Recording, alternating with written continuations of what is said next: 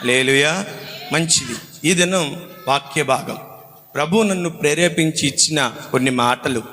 ఎందుకు దేవుడు ఈ దినాన్ని ఈ మాట చెప్పమన్నాడో ఒకంత ఆంతర్యం నాకు తెలియదు, కానీ నాకు అర్థమైనటువంటి సంగతి ఏంటంటే నిజంగా ఈ మాటలు చాలా అవసరం, చాలా అవసరం. అందుకే దేవుడు మొదటి కాడి నుంచి ఒక ప్రత్యేకమైన రీతిలో ఒక నెమ్మది, గలిబిలి ఉండకూడదు, తొందరపాటు ఉండకూడదు.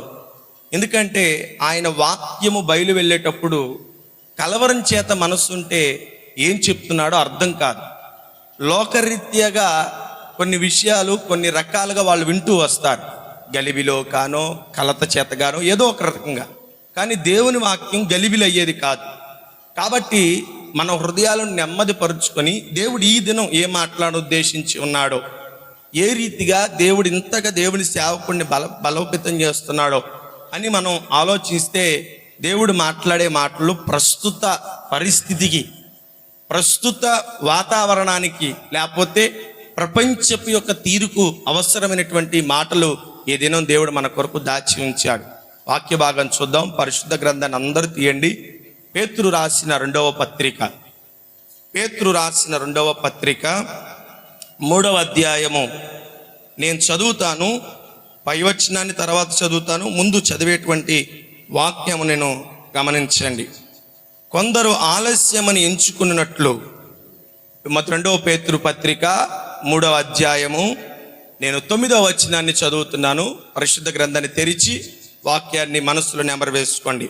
కొందరు ఆలస్యమని ఎంచుకున్నట్లు ప్రభు తన వాగ్దానమును గూర్చి ఆలస్యము చేయువాడు కాడు, గాని ఎవడును నశింపవలెనని ఇచ్చయింపక అందరూ మారు మనస్సు పొందవలెనని కోరుచు మీ ఎడల దీర్ఘశాంతము గలవాడై ఉన్నాడు. దేవునికి స్తోత్రం కలుగునుగాక.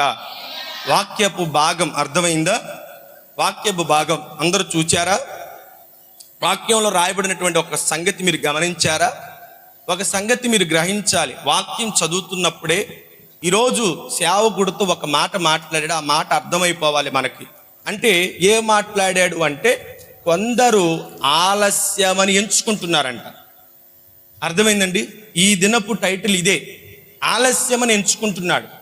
ఎందుకు ఆలస్యమని ఎంచుకుంటున్నాడు అంటే లోకంలో జరిగే వాటన్నిటిని చూస్తున్నారు వాళ్ళు. యుద్ధాలు జరుగుతున్నాయి, భూకంపాలు వస్తున్నాయి, నా వైపు అందరు నా వైపు యుద్ధాలు జరుగుతున్నాయి, భూకంపాలు వస్తున్నాయి, వరదలు వస్తున్నాయి, గలిబిలి జరుగుతుంది, పట్లాట్లు జరుగుతున్నాయి, ఒకళ్ళని ఒకళ్ళు చంపుకుంటున్నారు, ఒకళ్ళ మీద ఒకళ్ళు గొడవలకు వెళుతున్నారు. జరగాల్సినవన్నీ అంతటవే జరిగిపోతున్నాయి, ఎక్కడ ఏవి మార్పు రావట్లా. కానీ ఇప్పుడు ప్రజల్లో ఉన్నటువంటి ఆలోచన ఏంటంటే ఆలస్యం అవుతుంది. ఏంటిది ఆలస్యం అవుతుందంటే ప్రభు తన వాగ్దానం, ఏమని వాగ్దానం ఇచ్చాడంటే ఆయన తండ్రి వద్దకు వెళుతూ అన్నాడు, నేను మరలా వస్తాను మీ దగ్గరికి అని వాగ్దానం ఇచ్చాడు కదా. వాగ్దానం ఇచ్చాడు. అందరికి గుర్తుందా దేవుడిచ్చిన వాగ్దానం? ఎప్పుడు ఇచ్చాడు ఆయన వాగ్దానం? సశరీరుడిగా 33.5 సంవత్సరాలు భూమి మీద సంచరించి ఆయన తన పనిని, తండ్రి చెప్పిన పనిని, తండ్రి అప్పగించిన పనిని నెరవేర్చి ఆయన ఆకాశ మేఘారుడై వెళ్ళిపోతూ తన ముందు నిలబడినటువంటి శిష్యులైనటువంటి కొందరికి, మిగతా వారైనటువంటి కొంతమందికి ఆయన తన మాటను చెప్తున్నాడు, నేను మరలా వస్తాను అనేటువంటి వాగ్దానం. మరలా వస్తాను అన్నాడు. ఇప్పుడు ఆయన చెప్పి ఇప్పుడు ఈ పత్రిక రాయిసే కాలానికే దరిదాపుగా కొన్ని 100 సంవత్సరాలు గతించిపోయింది. అందరు నా మాటనే. ఆయన చెప్పి ఆయన వెళ్ళిపోయి ఈ పత్రిక రాసేసరికి కొన్ని 100 సంవత్సరాలు అయిపోయింది.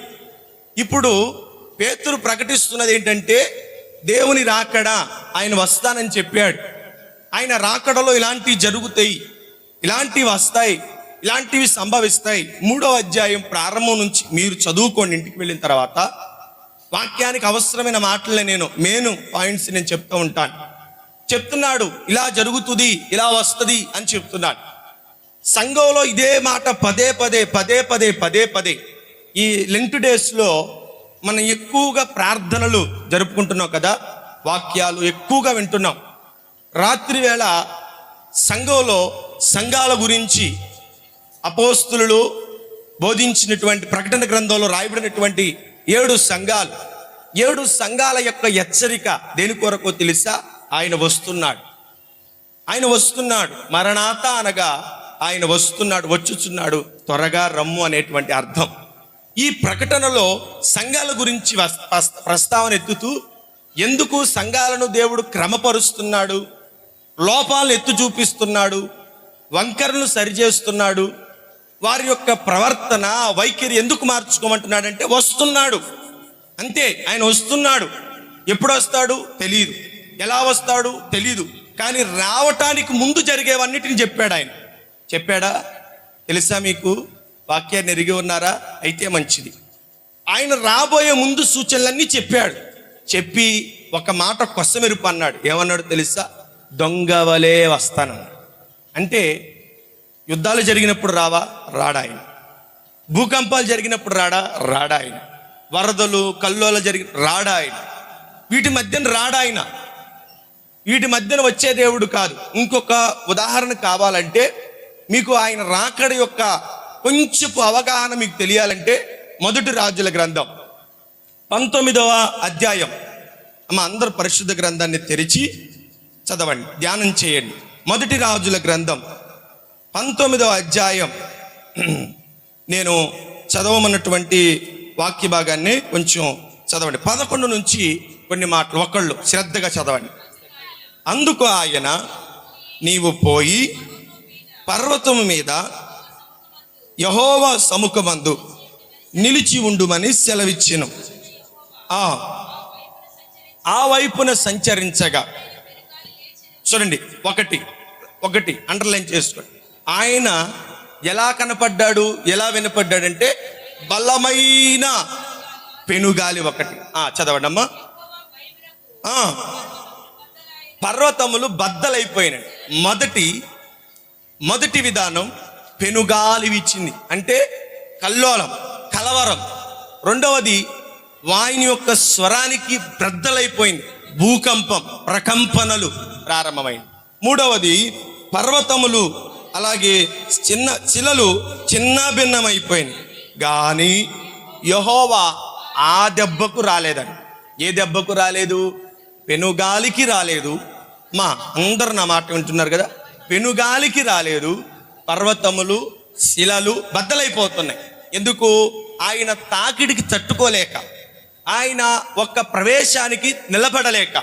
యేసు ప్రభు వారి యొక్క మరణ సమయంలో భూమి తల్లడిల్లిపోయి హృదయ వేదనతో, ఒక విధంగా చెప్పాలంటే ఒక హృదయ వేదనతో, భారంతో పర్వతములు బ్రద్దలైపోయింది, నేల నెరవిడిచిపోయింది. ఒక విధంగా ఆ విధానము చూసుకుంటే యేసు తండ్రి యెహోవా దేవుని యొక్క రాకడ గురించి మొదట పెనుగాలి వచ్చిందంట. తర్వాత ఏమొచ్చిందో తెలుసా? పర్వతములు శిలలు బ్రద్దలైపోయినాయి. మూడవది చూడండి అమ్మా, ఏమంటున్నా? గాలిపోయిన తర్వాత భూకంపము కలిగెను, కానీ చూడండి, భూకంపము నందు ప్రత్యక్షము కాలేదండి. దేంట్లో ప్రత్యక్షం కాల? భూకంపానికి ప్రత్యక్షం కాల. కొన్ని చోట్ల ఉన్న చోటునే ఎత్తైనటువంటి కట్టడాలు భూమిలోకి దిగిపోతున్నాయి. కొన్ని చోట భూమి ప్రకంపనిచ్చి కొంత అలజడికి కారణమవుతుంది. ఈ సమయంలో వచ్చాడంటే రాల. ఇంకా మూడవది ఆఖరిది అంటున్నాడు, ఆ భూకంపమైన తర్వాత మెరుపు పుట్టిందంట. ఏం పుట్టింది? ఇప్పుడు అందరూ వాక్యాన్ని చదువుకుంటున్నారుగా, చూస్తున్నారుగా. మొదటేమో పెనుగాలి, పర్వతములు నిలబడలేకపోయినాయి, శిలలు నిలబడలేకపోయినాయి. రెండవది భూకంపం వచ్చింది. మూడవది ఏమొచ్చిందండి? మెరుపు వచ్చిందంట. ఒక మెరుపు, ఒక షాక్ లాంటిది వచ్చిందంట. దాంట్లో ప్రత్యక్షమయ్యాడా అంటే దాంట్లో కూడా ప్రత్యక్షం కాదు. ఇవి అన్ని అయిన తర్వాత ఒక్కసారి ఇప్పుడు ఏం జరిగింది? ఇప్పుడు అన్ని జరిగిపోయిన తర్వాత ఇప్పుడు ఏమైందో తెలుసా? మిక్కిలి నిమ్మళమైన, చూడండి, ఎప్పుడు వచ్చాడంట, ఎప్పుడు వినపడింది ఆయన స్వరం? అన్నీ అయిపోయిన తర్వాత. ఇప్పుడు మనం వాక్య భాగంలో మనకు వచ్చేద్దాం. ఇది ఎందుకంటే ఇంత అవగాహన. ఎందుకు ఈ అవగాహన అంటే, పేతురు భక్తుడు సంఘానికి తెలియపరుస్తున్నాడు. సంగమా, లోకంలో జరుగుతున్నాయని చూస్తున్నారా? మీరు చూసే ఈ యొక్క పంచభూతాలు అనేవి ఉన్నాయా? ఈ చూసే ఈ రాజ్యాలు అనేవి ఉన్నాయా? మీరు చూసే ఈ జనాంగం ఉందో చూసావా? ఒకానొక రోజు గలిబిలి చెందింది, ఒకానొక రోజు కలవరపడతాయి, ఒకానొక రోజు రాజ్యం మీదకి రాజ్యం, దేశం మీదకి దేశం, అవన్నీ జరుగుతూ ఉంటాయి. ఇప్పుడు కనబడుతున్న ఈ యొక్క భూమి ఉందే, ఒకానొక సమయానికి వచ్చేసరికి నీటి చేత నింపబడిపోయింది. ఈ పంచభూతాలన్నీ ఒక దినాన కనుమరుగైపోతాయి, నిలబడవు, ఉండవు అని సంఘానికి ప్రకటన చేస్తున్నాడు. సంఘమంతా మీలాగా ఆసక్తితో వింటున్నారు, జాగ్రత్తగా వింటున్నారు. అమ్మో ఆ రోజు ఇలా ఉంటుందా, అమ్మో ఆ దినం ఇలా ఉంటుందా, అమ్మో ఆ గడియ ఇలా ఉంటుందా, అమ్మో ఆ రోజు సంఘటనలు పరిస్థితులు ఇలా ఉంటాయా అన్నట్లుగా సంఘము ఒక ఆశ్చర్యభరితమైనటువంటి స్థితిలో సంఘం వింటుంటే, సంఘం ఆ విధానంలో నడిపించబడుతుంటే, సంఘంలో కొంతమంది ఉండి ఏం చేస్తున్నారంటే, బే ఇవన్నీ అలా కాదు, ఇవన్నీ జరిగేవి కాదు, ఇవన్నీ అలా ఉండవు. ఈయన చెప్పేదంతా ఒక విధంగా కళ్ళు ఏమంటారు సేవా, కట్టు కథలు, ఇవంతా కట్టు కథే, ఏవి లేదు. భూమి పునాది వేసిన కాడ నుంచి ఎక్కడుంది? అక్కడే ఉంది. మనం సైన్స్ చదువుకోవట్లేదా? కాలాన్ని మనం గమనించట్లేదా? కాలంలో జరుగుతున్న పరిస్థితులను గమనించట్లేదా? అన్ని చూస్తున్నాం కదా. అప్పటి నుంచి ఎలాగుందో ఇప్పుడు అలాగే ఉంది. భూమి అలాగే ఉంది, ఆకాశం అలాగే ఉంది, నక్షత్రాలు రాలిపోతాయి అని చెప్తున్నాడే, సూర్యచంద్రుడు రాలిపోతాయి అని చెప్తున్నాడే. అవి అప్పటి నుంచి ఇప్పటి వరకు ఏ మార్పు లేదు. రాత్రికి చంద్రుడు వస్తున్నాడు, పగలకు సూర్యుడు వస్తున్నాడు, ఆకాశంలో నక్షత్రాలు ఉంటున్నాయి, పగలు రాత్రి తేడా లేదు, ఏ మార్పు జరగట్లేదు, ఏవి జరగట్లేదు, అన్నీ అలాగే ఉంటున్నాయి.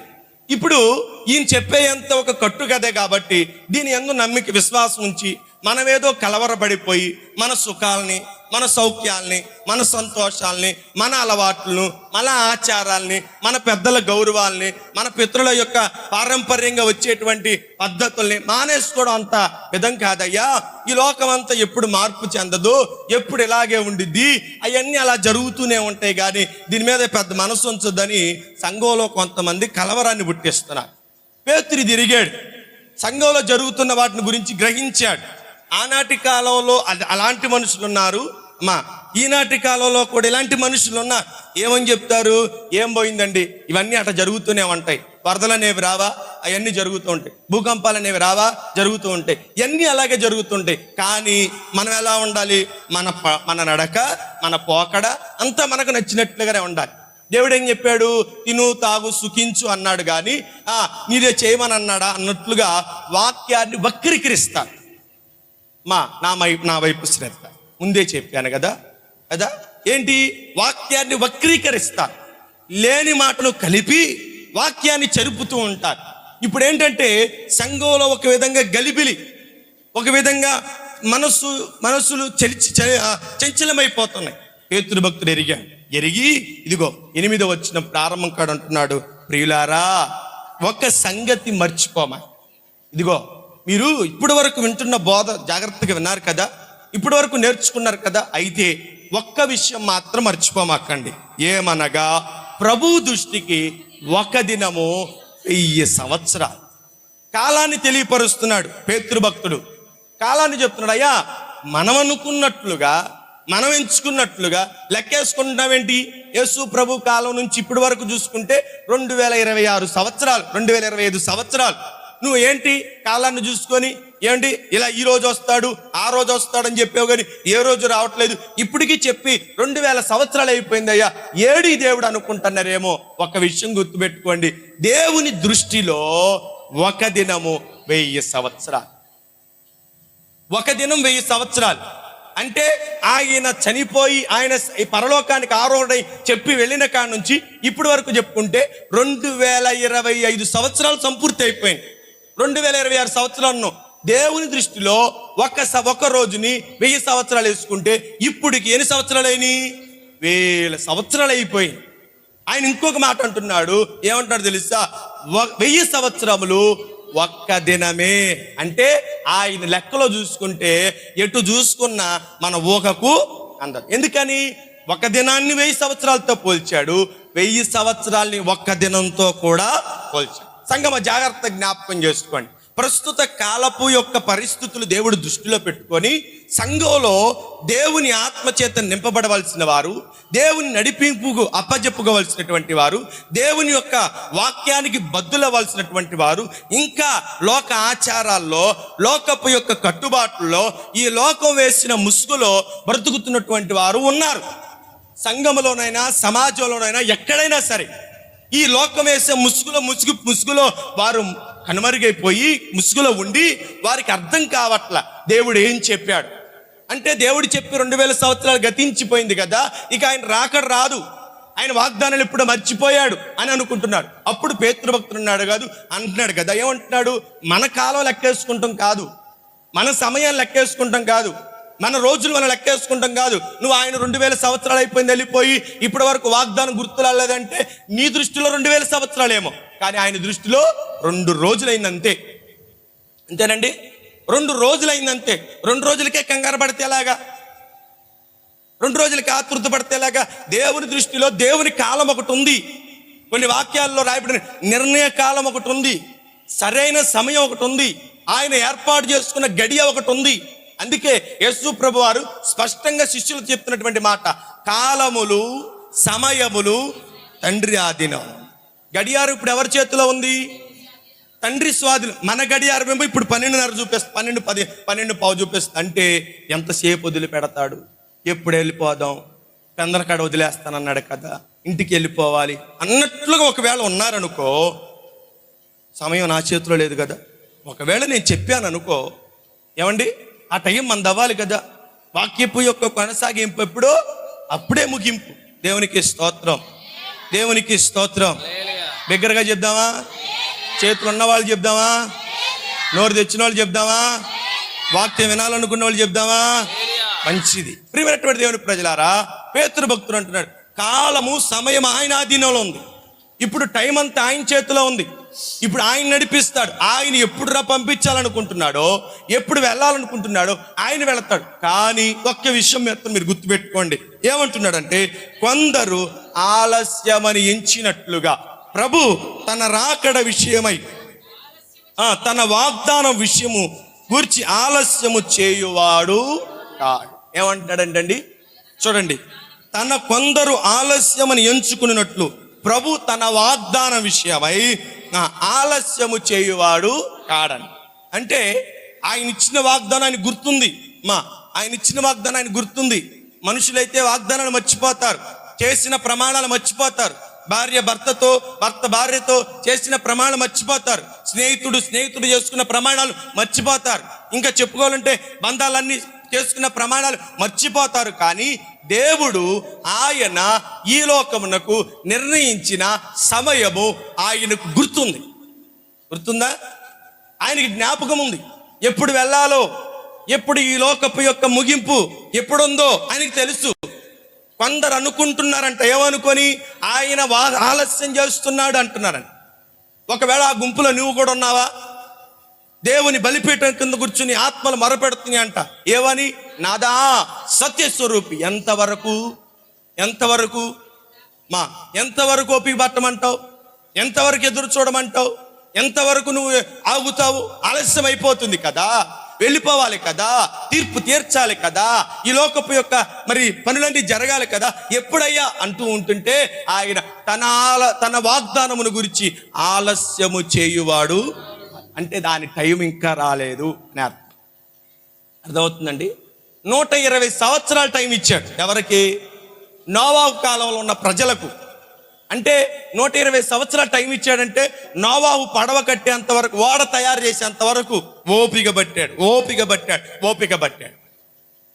ఎప్పుడు వెళ్ళాలని ఒక పక్కన వరకలెత్తుతుంది. అయ్యా నన్ను ఎప్పుడు పంపిస్తావు? ఎప్పుడు తలుపులు తెరుస్తావు? ఎప్పుడు నేను ముంచేస్తాను? నీ మాట నెరవేర్చాలని వరకలు వేస్తుంటాయని అన్నాడు. ఓపిక పట్టు. కాలంలో జరగవలసిన ప్రతిదీ ఆయనను తొందర పెడుతుంటే ఆయన అంటున్నాడు, తొందరపడద్దు, నెమ్మదిగా ఉండండి. నా నిర్ణయం ఇంకా రాలేదు, నా సమయం ఇంకా రాలేదు, నేను చెప్పిన గడియ ఇంకా రాలేదు, నేను తీసుకున్న నిర్ణయం ఒక రోజు అయ్యేది కాదు, అది ఆలస్యమైంది, కొంచెం అని ఆలస్యం చేయడు. కానీ దానికి సమయం ఉంది. 120 సంవత్సరాలు నోవాహుకు అంత కాలం ఎందుకు పెట్టాడు కదా? ఎక్కడన్నా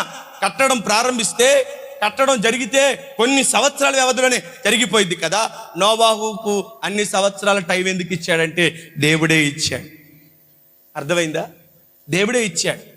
చెప్పాడు నోవాహు కాలంలో నోవాహు బ్రతికినటువంటి తీరును చూసి ఎవరైనా మారతారేమోనని. ఎవరు మానలా. సరే నోవాహు వాడ కట్టు అన్నాడు. ఎందుకు దేవుడు వాడను వారి జనముల మధ్య కట్టమన్నాడు తెలుసా? జరుగుతున్న వాటిని చూసిన ఒక్కళ్ళకన్నా అవగాహన వచ్చిందని. అరే ఎప్పుడు లేని పని చేస్తున్నాడు, ఎప్పుడు లేనట్లుగా చేస్తున్నాడు, అసలు ఇతన్ని ఎప్పుడు ఇలా చూడలేదు, మరి ఏంటి ఇలా చేస్తున్నాడని ఒక్కళ్ళన్నా వచ్చి ఏంటిది అని జరుగుతుందని అడిగి ఒక్కళ్ళన్నా మార్పు చెందుతారేమోనని, ఒక్కళ్ళన్నా బ్రతుకును మార్చుకుంటారేమోనని దేవుడు 120 సంవత్సరాలు ఓపిక పట్టాడు. మీరు అడగచ్చు ఒక్క మాట, 120 సంవత్సరాలు ఒక కుటుంబం లెక్కేసుకుంటే తరాలు ఏమంటే ఒక కుటుంబానికి తరం ఎంత, ఎన్ని తరాలు ఉంటాయి కదా. ఇప్పుడు ఒక కుటుంబానికి ఒక వ్యక్తికి సమయం ఇస్తే వారి పిల్లలు మనవ సంతానం వచ్చే వరకు దేవుడు ఓపిక పట్టి మార్పు చెందాలి, మారాలని దేవుడు ఓపిక పడుతున్నాడు. 120 సంవత్సరాల ఆయన ఓపిక పట్టిన తర్వాత ఆయన ఓపికకు నిరీక్షణకు ఫలితం లేకపోయి మారారండి. ఒక్కళ్ళన్నా బ్రతుకు మార్చుకున్నారా? స్పందన మారారా? మారలేదు. ఏం చేశాడు? ఇక నోవాహుతో చెప్పాడు, నోవాహు సమయం అయిపోయింది, వాడని సిద్ధం చేసేసి తయారైపోయింది కదా, అన్నిటిని పిలిచి ఓడలోకి ఎక్కిస్తావు కదా, ఇక నువ్వు లోపలికి వెళ్ళిపో అన్నా. చూశాడు, ఓడలోకి వచ్చేంత వరకు అన్నిటిని ఓపిక పెట్టాడు, వచ్చేసినన్ని. ఇక ఆయన లోపలికి వెళ్ళాడు, తలుపు మూసేశాడు. ఇక వన్న పాటున ఆకాశపు తూములు ఇప్పేశాడు. విప్పడమే ఎప్పుడా అని ఆగ మేఘాల మీద ఆతృత పడుతున్నటువంటి ఈ తుఫాను వరద ఒక్క నిమిషంగా ఏమైపోయినా తెలుసా? కట్టలు తెంచుకోవడం ప్రారంభించి ప్రచండమైన వర్షం. ఎప్పుడు భూమి మీద అంత వర్షం పడలేదంట. అర్థమవుతుందా? ఎప్పుడు భూమి మీద వర్షం పడలేదంట.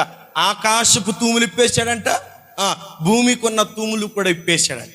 మీకు తెలుసా, దేవుడు భూమిని తయారు చేసేటప్పుడు పై జలాలను, కింద జలాలు. ఇంకో విషయం తెలుసా, భూమి మీద కూడా జలాలు ఉన్నాయి. అంటే పైన కింద మధ్యలో అన్నిటి నీటి వరవడి మధ్యలో మనం ఒక చిన్న రొట్టె ముక్క లాంటి వాళ్ళం.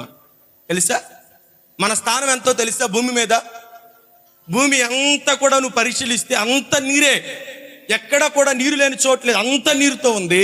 కింద జలాలు పైన జలాలు, మన సముద్రాలు. ఒక్కసారి దేవుడు సెలవిస్తే ఏమైపోద్దో తెలుసా? నోవాహు కాలంలో మునిగిన దానికంటే రెండింతలు. ఇంకొక విషయం తెలుసా? నోవాహు టైంలోనన్నా ఉన్నత దేహులు ఉన్నారు. అంటే ఎత్తరులు, చాలా ఎత్తైనటువంటి వారి పేర్లు ఏమంటారు? వాళ్ళ పేర్లు నెఫీనీలు, ఉన్నత దేహులు అంటారు. వాళ్ళు ఒక్కొక్కళ్ళు వచ్చి దేవదారుమానంత ఎత్తుంటారు కదా. వాళ్ళ హైటు లెక్కేయాలంటే ఎన్నో అడుగులు చెప్పలేం. ఇప్పుడు 8 అడుగులకి నోరు తెరుస్తున్నాం కదా. 8 అడుగులకే 7 అడుగులకి అని తెరుస్తున్నాం వాళ్ళు చూడాలంటే. కానీ వాళ్ళ చూడాలంటే మెడంతా ఇరిచి చూడాలి, అంత ఎత్తు. వాళ్ళ ముంచేయడానికే దేవుడు 40 రాత్రి పగళ్ళు వర్షం కురిపిస్తే మనం ఎంత ఇటు ఉన్నాం చెప్పండి. బుడవేరు వంతెన ఒక్కసారి మునిగింది కదా, ఒక్కసారి వచ్చింది కదా. అలాంటి వంతెన 1-2 కట్టలు దిగితే చాలు. అర్థమైందా? బుడవేరు వంతెన మొన్న వచ్చింది కదా, సింగనగర్ ప్రాంతం అంతా ముంచేసింది కదా. అలాంటిది లేదా అదే కంటిన్యూగా ఆ వంతెన ఆ యొక్క కట్ట తెగింది, పొడచకుండా అలాగే ఉంచితే చెప్పండి ఏమైందో తెలుసా?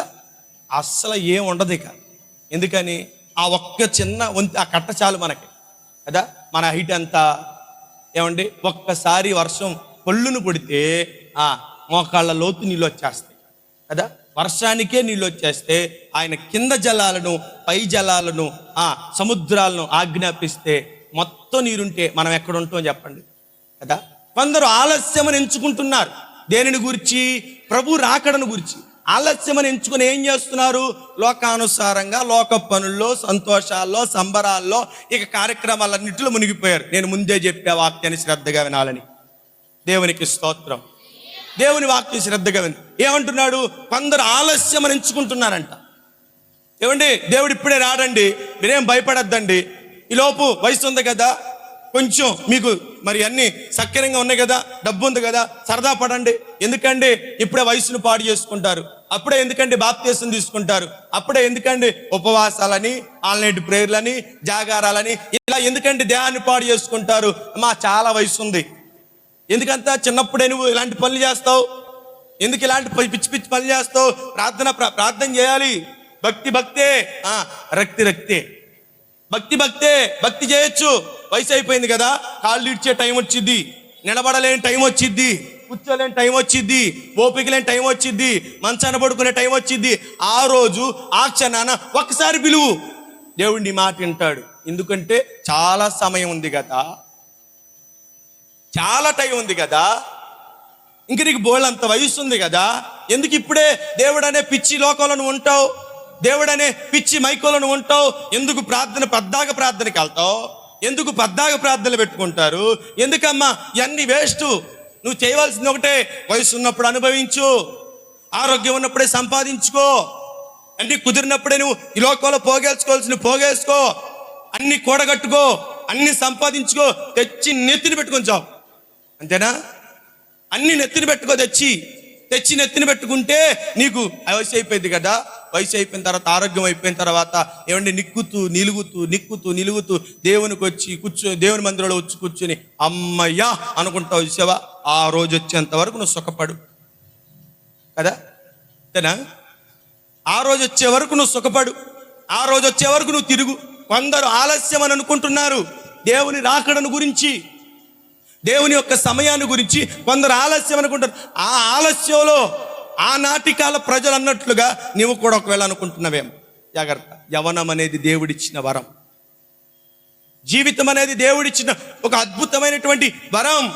ఈ వరము, దేవుడిచ్చిన ఈ అద్భుతమైనటువంటి జీవితాన్ని దేని కొరకు నువ్వు ప్రయాసపడుతున్నావో, దేని కొరకు నువ్వు కష్టపడుతున్నావో జాగ్రత్తగా ఆలోచించు, జాగ్రత్తగా తెలుసుకో.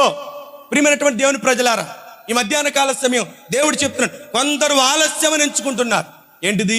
ప్రభు తన వాగ్దానాలు, తన సమయాన్ని ఎప్పుడో మర్చిపోయాడు. ఆయన ఆలస్యం చేశాడు కాబట్టి ఇక ఆయన రావటం ఎప్పుడో వస్తాడు కదా. ఎప్పుడో మా తాత ముత్తాతలకు చెప్పాడు ఏమని, నేను వస్తున్నానని. వాళ్ళు వెళ్ళిపోయారు, వాళ్ళ పిల్లలు వెళ్ళిపోయారు, వాళ్ళ పిల్లల పిల్లలు వెళ్ళిపోయారు, వాళ్ళు వెళ్ళిపోయారు, అందరూ వెళ్ళిపోయారు. ఇప్పుడు మేము ఉన్నాం. ఇప్పటి వరకు కూడా ఏమీ జరిగిందండి ఏమన్నా? ఎప్పుడైనా ఆకాశం మారినట్లుగా చూసారా? భూమి మారినట్లుగా చూసారా? ఏం మారలా. అనుకుంటూ వారు బ్రతుకుతున్నారంట, అనుకుంటూ వారు జీవిస్తున్నారంట, అనుకుంటూ సంఘాన్ని గలిబిలిపరుస్తున్నారంట. అనుకొని విశ్వాసంలో ఎదుగుతున్న వారిని, విశ్వాసంలో బలపడుతున్న వారిని, ప్రార్థనలో దేవునితో అంటగట్టబడుతున్న వారిని వారు పడేసి లోకానికి దగ్గరగా చేశారు వాళ్ళు. ప్రియమైనటువంటి దేవుని ప్రజలారా, ఈ మధ్యాహ్న కాల సమయం ఆయన ఆలస్యం చేసేది ఎందుకు ఆయన ఆలస్యం చేస్తున్నాడు అంటే, కింద అంటున్నాడు వాక్య భాగంలో అంటున్నాడు, ఆయన ఆలస్యము చేయువాడు కాడు కానీ ఎవడును. అమ్మా ఇక్కడ ఉండండి. ఇప్పుడు ఏమంటున్నాడు తెలుసా? పేతురు భక్తుడు ఏమని చెప్తున్నాడు తెలుసా? ఇదిగో ఆయన ఒకవేళ ఆలస్యం చేస్తున్నాడు అనుకుంటున్నారు కదా, దేవుడు చెప్పిన వాగ్దానాలు ఏమైపోయినాయి, ఆయన చెప్పిన మాటలు ఏమైపోయినాయి, ఆయన ఇచ్చిన తీర్మానం ఏమేమైపోయింది, ఇవన్నీ ఏమైపోయినాయి చెప్పండి? ఇవన్నీ లేవు. కాబట్టి ఇప్పుడు మనం ఇష్టానుసారంగా బ్రతికేద్దామని ఒకవేళ అనుకుంటున్నారేమో. సంగమా, నువ్వు గ్రహించవలసింది ఏంటో తెలుసా? ఆయన తన వాగ్దానముల గురించి ఆలస్యం చేసేది ఎందుకంటే ఏమంటున్నాడంటే, ఎవ్వడును నశింపవలదని నిశ్చయించుకొని అందరూ కూడా ఏం చేయాలంట? మారు మనస్సు. ఇప్పుడు ఎందుకు తన ఆలస్యం? ఎందుకు ఆయన ఆగుతున్నాడు? ఎందుకు ఆయన ఎంతవరకు ఓపిక పట్టింది? ఎందుకు ఇన్ని సంవత్సరాలైనా ఇంతైనా దేవుడు ఎందుకు తన రాకడను తీసుకురాలేదు? రాకడ అంటున్నారు కదా, ఎందుకు ఆయన రాకడ రావట్లేదు? ఈ రాకడ ఎందుకని జరగట్లేదు? ఒక పక్కన యుద్ధాలు జరిగిపోతున్నాయి, ఒక పక్కన భూకంపాలు వచ్చేసినాయి, ఓ పక్కన వరద వచ్చేసింది, మొన్న ఈ మధ్యన ఎప్పుడో కరోనా వచ్చింది, అన్నీ వెళ్ళిపోతున్నాయి కదా. ఎక్కడ దేవుడేడి? వారు కీర్తన గ్రంథం వారు మీ దేవుడు ఏమాయనని అడుగుతారంట, అడిగారంట దావీదుని. ఈ దినం నిన్ను కూడా అడగచ్చు. ఏమ్మా ఏం చెప్పారు, ఏమన్నారు వాక్యం అంటే, ఇదోనో రాకడను గురించి విన్నావండి. ఏం చెప్పారు రాకడ గురించి? ఆయన ఆలస్యం చేయక వస్తున్నాడు. ఎక్కడమ్మా? భూమి మార్పు చెందిందా? ఆకాశం అలాగే ఉంది, భూమి ఎలాగ ఉంది, పంచభూతాలు ఎలాగ ఉన్నాయి, ఏ మార్పు చెందల. పిచ్చి మీరు అంతే. ఒక ముందు పట్టుదలతో ఉంటారు అంతే, ఒక వెర్రి భక్తి చేస్తారు అంతే. ఇవన్నీ పూటకపు మాటలు, ఇవన్నీ ఏమంటే కాలాన్ని గడుపుకునే మాటలు. మీ కానుకల చేత సేవకులు బాగుపడిపోవాలని, సంఘాలు కట్టుకోవాలని, కారులో తిరగాలని వాళ్ళు చెప్పుకుంటారు మాటలు అంతే.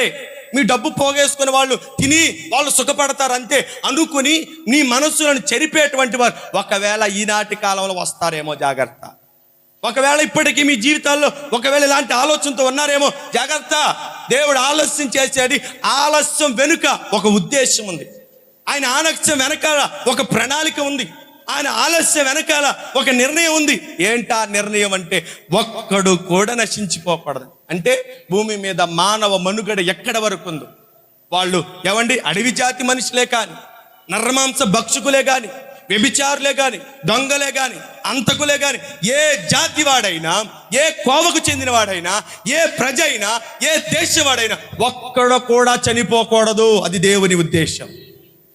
దేవునికి స్తోత్రం కలుగునుగా. స్పందిస్తున్నారా?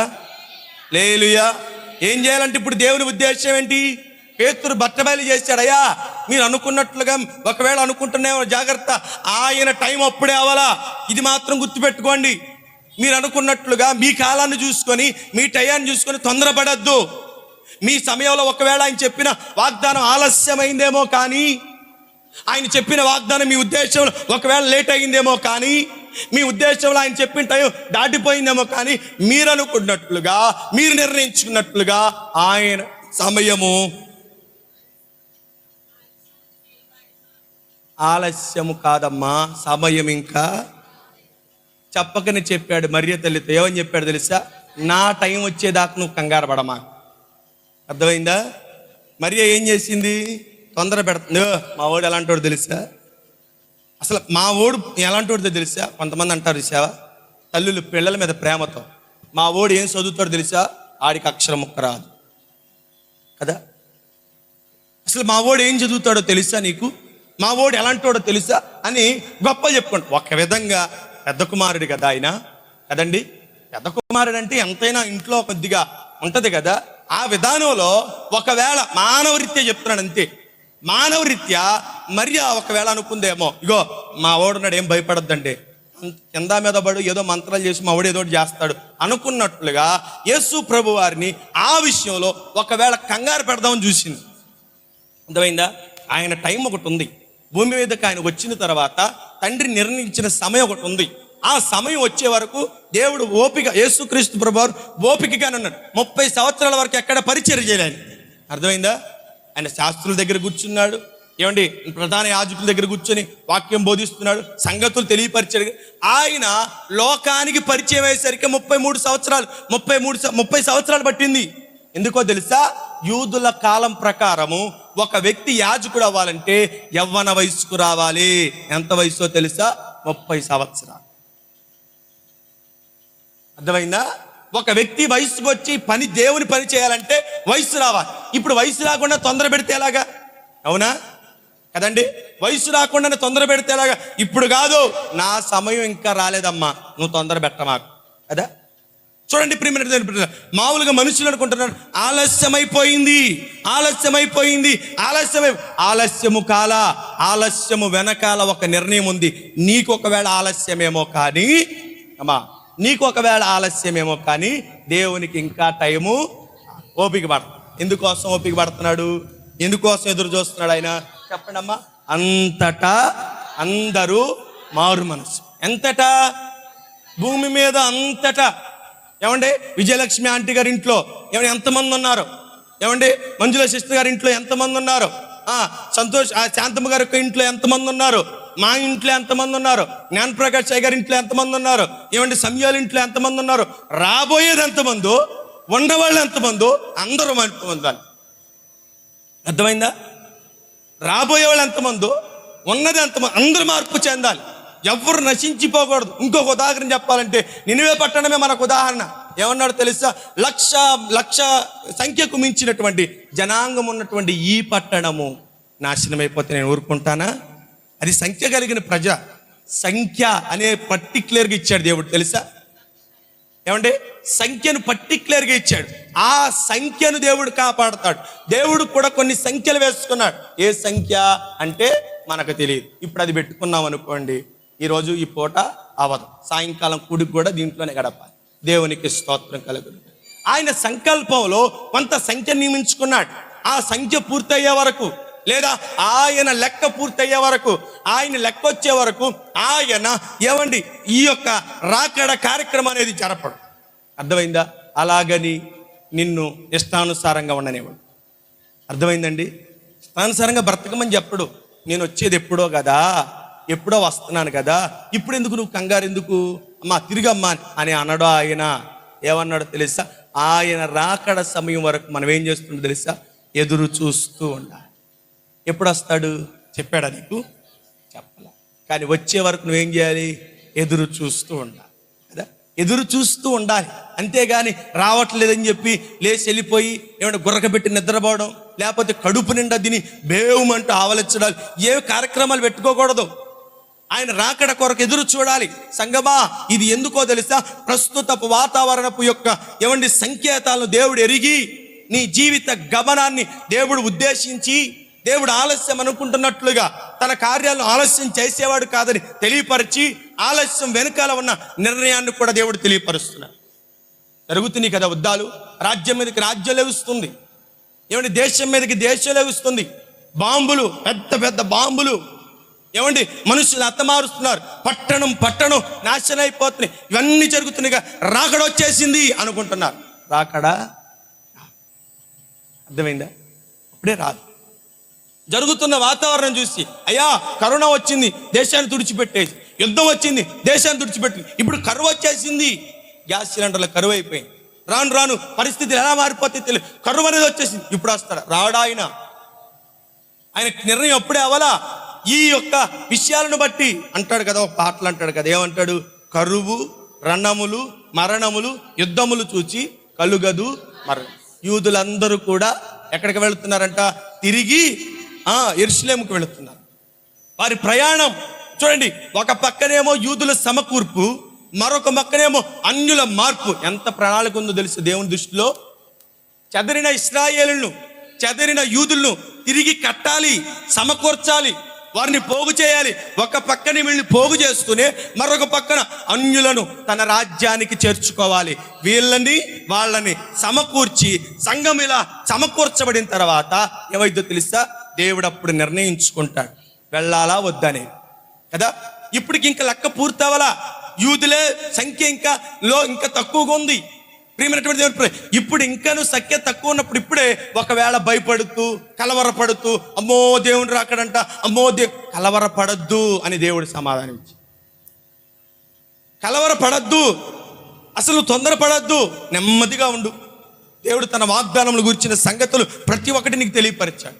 ఎందుకు ఇంత వాక్యం, ఎందుకు ఇంత ఎన్ని కార్యక్రమాలు, ఎందుకింత దేవుని గురించిన సంగతులు తెలియపరచడం అంటే, ప్రియమైనటువంటి దేవుని ప్రజలారా, వస్తానన్న దేవుడు రాకమానడు. ఇది రూఢీపరచడానికి. అర్థమైందా? వస్తానన్న దేవుడు రాకమానడు, ఖచ్చితంగా వస్తాడు. ఎప్పుడు వస్తాడో తెలియదు. వస్తానని మాట ఇచ్చాడు కదా, వస్తానన్న వాడు రాకమానడు, వచ్చేస్తాడు కంపల్సరిగా. కానీ ఆయన రాక వెనుకాల, ఆయన ఆలస్యం వెనుకాల ఒక ఉద్దేశం. మొదటి తిమోతిలకు రాసిన పత్రిక చదవండి. మొదటి తిమోతిలకు రాసిన పత్రిక 2వ అధ్యాయం 4. అందరు పరిశుద్ధ గ్రంథానికి.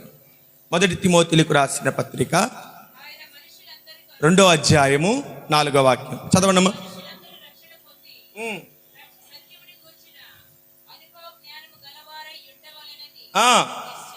చూడండి, ఇక్కడ దాని గురించిన బయలు మరొకటి ఏంటో తెలుసా? మనుషులందరూ ఏం పొందాలంట?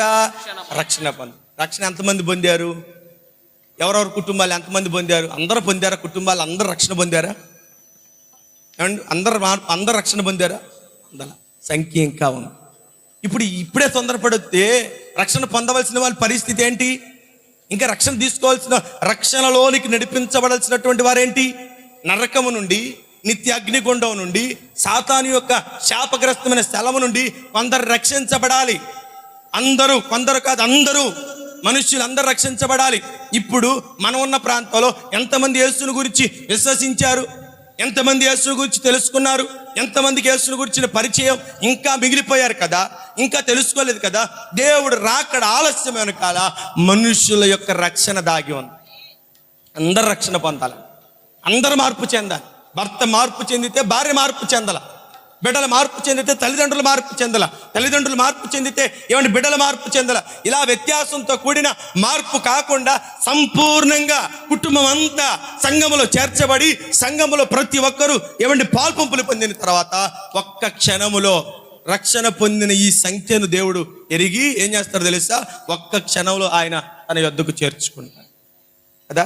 రక్షణ పొందల రావాల్సిన వాళ్ళు ఇంకా ఉన్నారు, సంఘంలో చేర్చబడాల్సిన వాళ్ళు ఇంకా ఉన్నారు, రక్షణ ప్రణాళికలో ఇంకా కొంతమంది మిగిలి ఉన్నారు. వారి కొరకు దేవుడు ఏం చేస్తున్నాడు, ఆలస్యం చేస్తున్నాడు. అంతేగాని వాగ్దానాన్ని మర్చిపోలా, ఆయన ఇచ్చిన మాట మర్చిపోలా. వినపడుతుందన్న మాట అర్థమవుతుందా?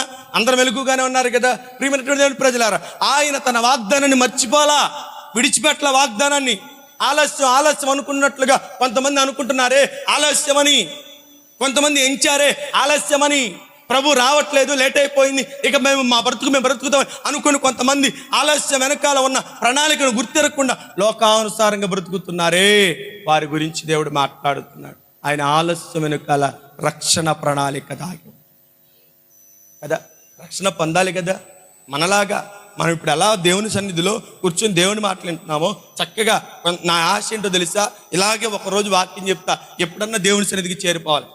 నేను ఆశది కోరికదే. నేను మా స్నేహితులకు కూడా చెప్పా ఒకటికి, అరే నా ఆశ ఒకటేరా, నాకేం వద్దురా, ఉన్నది దేవుని సేవ ఇలా చేస్తా, చక్కగా ఇలా వాక్యం చెప్తా, ఇదిగో ఈరోజు ఇలా వస్తే నాకు చాలా మనశ్శాంతి. ప్రియమైనటువంటి దేవుని ప్రజలారా, దేవుని రాకడ కొరకు మనం ఎదురు చూడాలి. ఎదురు చూస్తూ దేవుని ఏం చేయాలి, రక్షణ పొందవలసిన వారి కొరకు మనం ఏం చేయాలి తెలుసా. రక్షణ ఆగిపోయిందండి, చాలా మటుకు ఎవరి దగ్గరికి వెళ్ళాల. ఇంకా తెలుసుకోవాల్సినటువంటి అన్య ప్రజలు ఎంతో మంది ఉన్నారు, దేవుని ప్రణాళికను ఎరగట్లేదు, ఆయన రక్షణ కార్యాన్ని తెలుసుకోవట్లేదు. అందుకే ఈ లెంట్ డేస్లో ఉదయకాలం దేవుడు ప్రత్యేకంగా తన మరణమును గురించినటువంటి అనుభవాలను ఒక్కొక్కటిగా ఆయన ఏమంటే తెలియపరుస్తున్నాడు. 33 రోజులు ఒక్కొక్క విషయాన్ని తెలియపరుస్తుంటే ఇన్ని జరిగినాయి అని ఇప్పుడే మాకు ఒక్కింత ఇన్ని జరిగినాయా, ఇన్ని సంఘటనలు ఉన్నాయా. మరణం అంటే ఏమంటే మరు నిమిషాల్లో జరిగిపోవాల్సింది కదా. ఏంటి మరణం వెనకాల ఇన్ని విషయాలు, ఇన్ని జరిగిన దేనికంటే ప్రతి వారి యొక్క రక్షణ ప్రణాళిక ఆయన మరణంలో దాగి ఉంది. అందరూ రక్షణ పొందాలని యేసుక్రీస్తు ప్రభువారు సిలువలో మరణం పొందింది ఒక తెల్లవారి కొరకు కాదు, ఒక నల్లవారి కొరకు కాదు, లేకపోతే యూదుల కొరకు మాత్రమే కాదు, లేకపోతే ఆ దేశంలో ఉన్న వారికి కాదు, ప్రపంచమంతటా కూడా అందరూ రక్షణ పొందాలని కదా. దేశమును ప్రేమిస్తున్నాడు దేవుడు. ఆయన తన అద్వితీయ కుమారుణ్ణి లోకానికి ఇచ్చాడు. ఒక జాతికి ఇవ్వలేదు, ఒక మనుషుడికి ఇవ్వలేదు, ఒక ప్రాంతానికి. లోకంలో ఎంతమంది అయితే ఉన్నారో అందరూ కూడా యేసుక్రీస్తునందు విశ్వాసం ఉంచాలి. మనం పని చేసే చోట్ల రక్షణ పొందిన వాళ్ళు ఉన్నారు, మనం నివసించే చోట రక్షణ పొందిన వారు ఉన్నారు, మన స్నేహితుల్లో రక్షణ పొందిన వారు ఉన్నారు, మన కుటుంబంలో రక్షణ పొందిన వారు ఎంతో మంది దేవుని రక్షణను ఎరుగక లోకానుసారంగా బ్రతుకుతున్న వారు ఉన్నారు. వారందరూ రక్షింపబడాలి కదా. యేసుక్రీస్తు ప్రాణం పెట్టింది యూదుల కొరకే ప్రాణం పెట్టాడా? యూదుల కొరకే ప్రాణం పెట్టాడా? నేను యూదుల యొద్దకే పంపబడి తినని వాక్యం ఉంది, కానీ ఆయన ప్రాణం పెట్టింది ఎవరి కోసమో తెలుసా? లోకములో అందరి కొరకు ప్రాణం పెట్టాడు కదా. ఆ ప్రణాళికలోనే నేనున్నాను, ఆ ప్రణాళికలోనే మీరున్నారు. ఆ ప్రణాళికను బట్టే మనమందరం రక్షణ పొందాం. మనలాగా ఇంకా పొందవలసిన వారు మనలాగా ఇంకా రక్షణ పొందవలసిన వారు ఉన్నారు, చాలా ఉన్నారు. వారందరూ రక్షణ పొందకపోతే ఎలాగా? మనం ఆలస్యం అనుకున్నాం, టైం అయిపోతుందని ముగించడేంటి అన్నట్లుగా రాడేంటండి అని అనుకుంటున్నాం. ఎట్టా అదండి, రాడేంటండి, దేవుడు రావట్లేదేంటండి, ఒకవేళ మర్చిపోయాడేంటి, గుర్తు చేయండి, మైకి పెట్టండి అన్నట్లుగా ఒకవేళ అనుకుంటున్నామేమో. మైకులు పెట్టక్కర్లా, ఏమండి లెటర్లో రాసి పంపించాల్సిన అవసరం, ఆయనకి ఆ దినము గుర్తుంది. అందుకే యేసు ప్రభు వారి గురించి యోహాను సువార్త 13వ అధ్యాయంలో రాయబడినటువంటి మాట, ఆయన పరలోకమునకు ఎక్కిపోవలసిన విషయం జ్ఞాపకం ఉండి ఏం చేశాడు తెలుసా? శిష్యుల పాదాలు కడిగాడంట.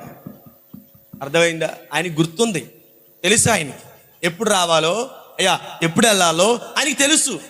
కాలాలు సమయాలు ఆయన ఆధీనంలో ఉన్నాయి. తండ్రి ఆధీనంలోనే ఎప్పుడు రావాలో ఎప్పుడు వెళ్ళాలో ఆయన ఒక నిర్ణయాన్ని పెట్టుకున్నాడు. ఆలస్యం అవుతుందని ఒకవేళ అనుకుంటే ఆలస్యం వెనకాల ఒక గొప్ప ప్రణాళిక ఉంది. ఏంటి ఆ ప్రణాళిక అంటే తెలుసా? రక్షణ. ఇప్పటికి ఎంతమంది రక్షణ పొందారు అంచనా వేస్తున్నారు? ఎంతమంది? అంజులుగా ఉన్న వాళ్ళు ఎంతమంది? ఈ ఆయా కేటగిరీలకి సంబంధించినటువంటి వారి లెక్క ఏమండి వేస్తున్నారు. 2025 సంవత్సరాల క్రితం ముందు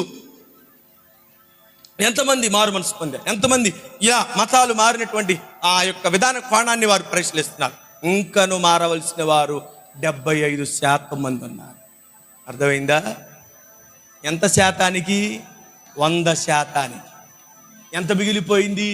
75. ఒక అంచనా అంతే, నేను ఒక పర్టికులర్గా చెప్పండి. 75% మిగిలింది. ఎంతమంది మార్పు చెందారు? 25%. ఈ 25%కైనా దేవుడు ప్రాణం పెట్టింది. దేవునికి స్తోత్రం. 25%కైనా, లేకపోతే ఈ కొద్ది మందిని రక్షించాలనేనా? ఈ కొద్ది మంది కొరకైనా అంత యాగం పడింది, అంత శ్రమ పడింది, అంతగా నలగొట్టబడింది, అంతగా అవమానపరచబడింది. యోహాను అంటున్నాడు కదా, లోక పాపమును మోసుకొని పో. దేవుని లోక పాపాలేమో లోకం అంతటికి, రక్షణ ఏమో కొంతమందికేనా? అడగద్దు మీరైనా?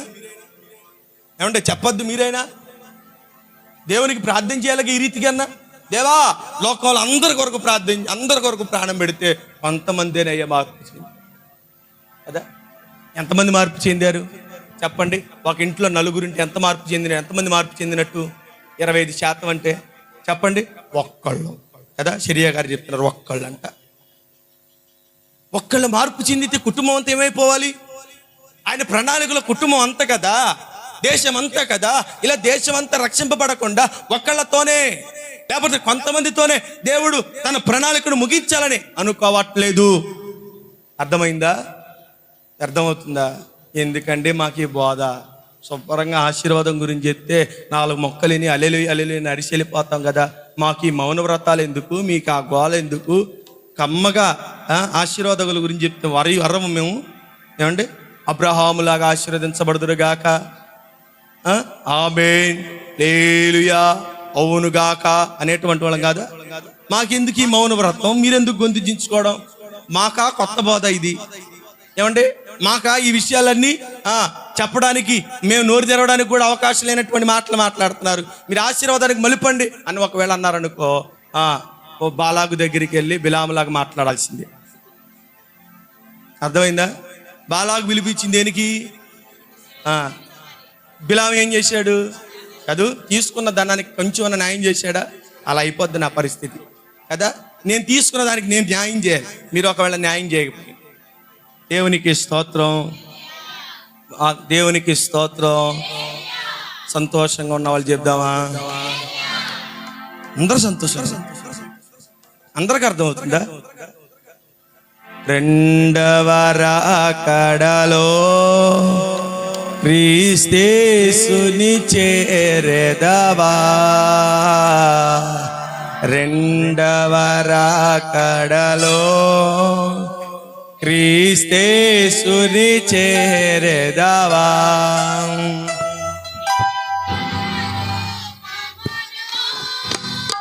బీతిల్లగాంచెదవా భీకర రూపమును.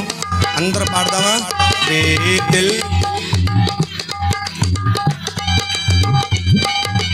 రెండవ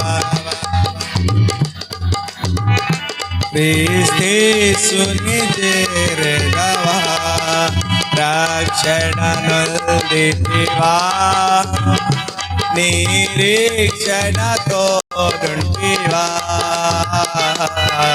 రక్షణ నొందితివా, నిరీక్షణ నొందితివా, ఆత్మను పొందితివా, ఆ దేవుని చూడగను, ఆత్మను పొందితివా, ఆ దేవుని చూడగను. రెండవ క్రీస్తేసుని చేరెదవా, రెండవ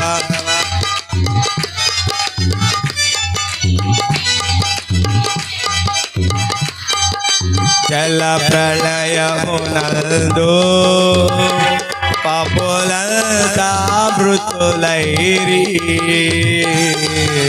జల ప్రళయమునందు పాపులంతా మృతులైరి. ప్రభురాకడ రాగా అగ్నిగుండము తెరువబడే. ప్రభురాకడ రాగా అగ్నిగుండము తెరువబడే.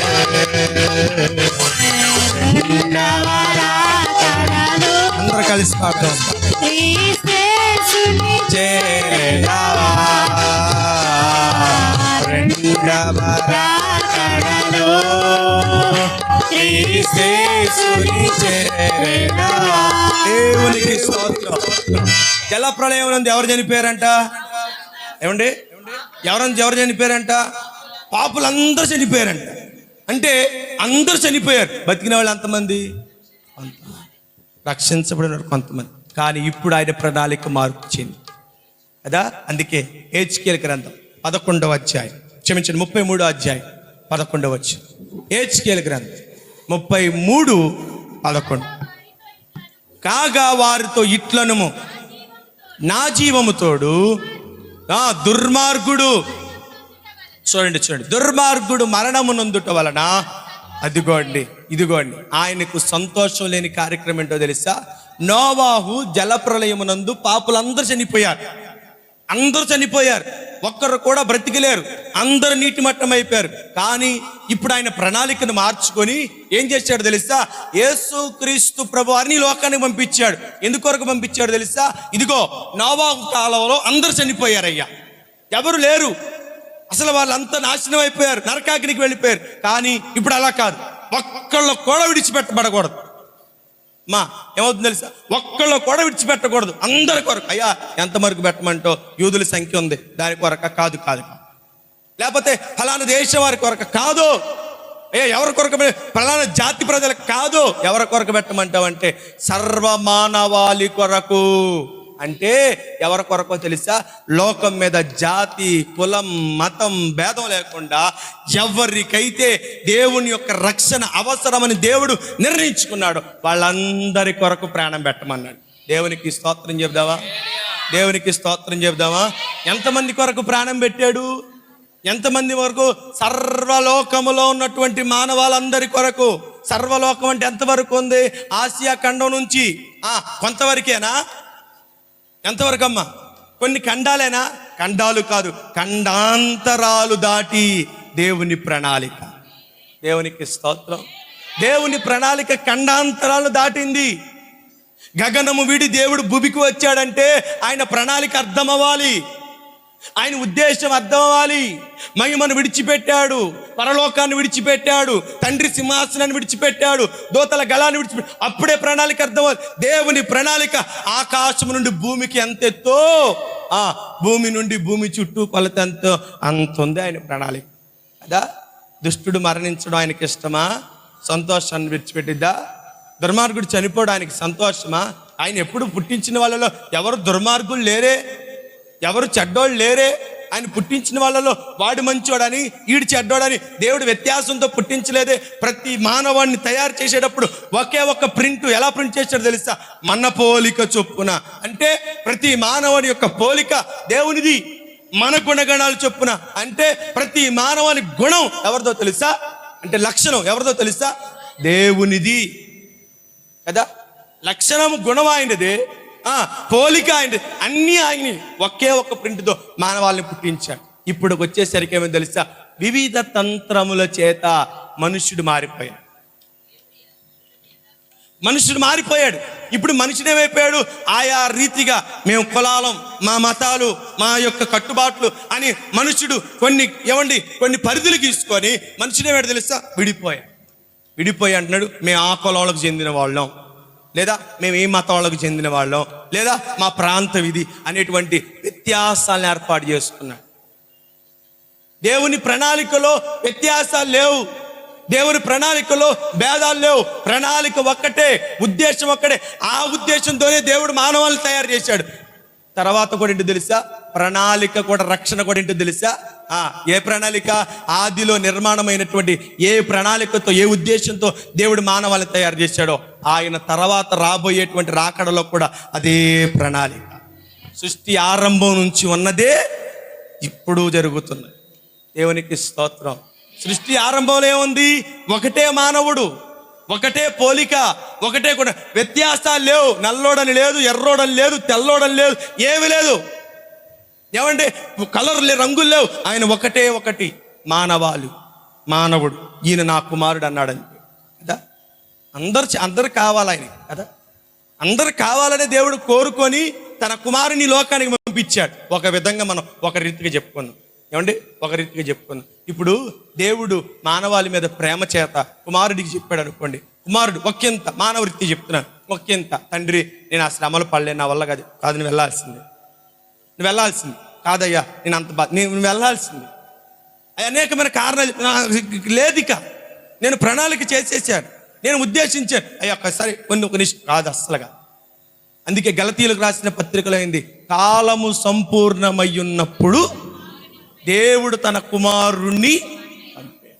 ఎప్పుడు పంపాడు?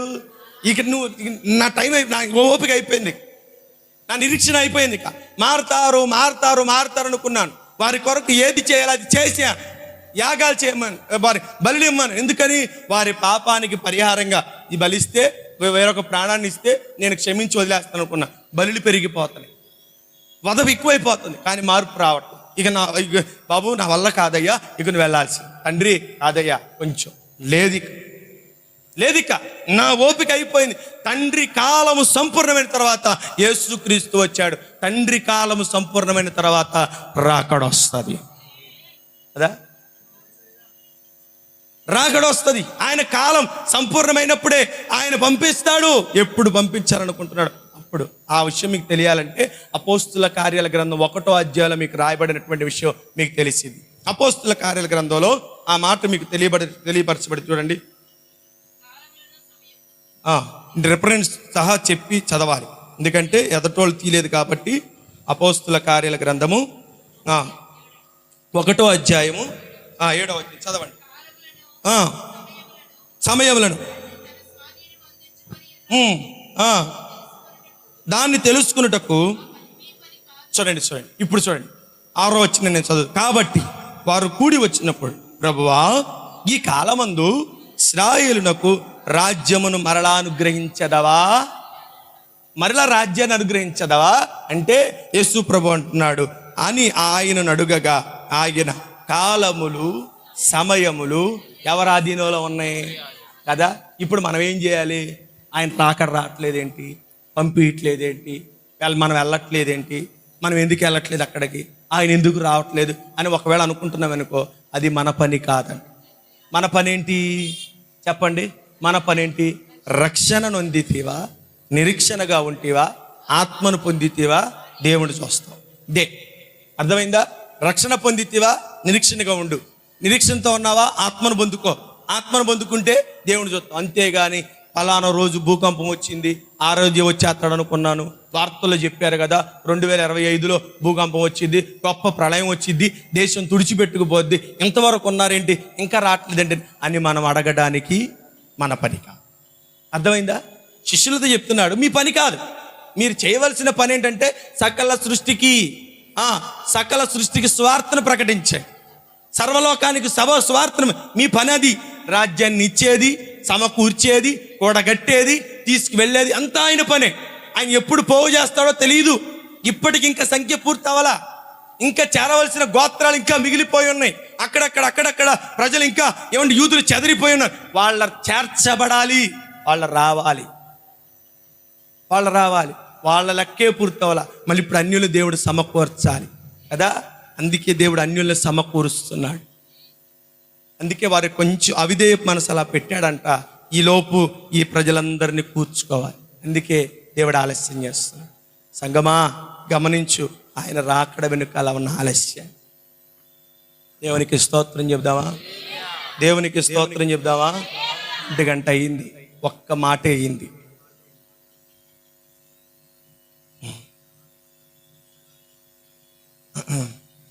దేవునికి స్తోత్రం. ఇంతవరకు ఒక్క మాటే అయింది, మిగిలిన 5 మాటలు ఉన్నాయి. ఇప్పుడు దాకా చెప్పుకున్నాం చాలు కదా, అంతేనా?